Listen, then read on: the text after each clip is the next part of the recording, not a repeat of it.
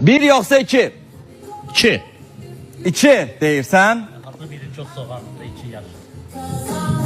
Göstərin görə iki nədir? Vay Allah.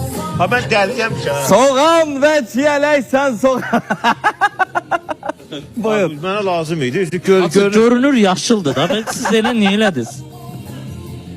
Hansını? Yeyək də.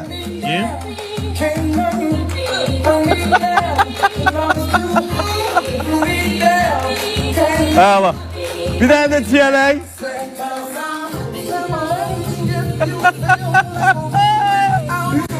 Ben isterdim Namık Bey'e bir üreyden alkışlar gelsin. Halal olsun. Zaten yeğenim, sevenim.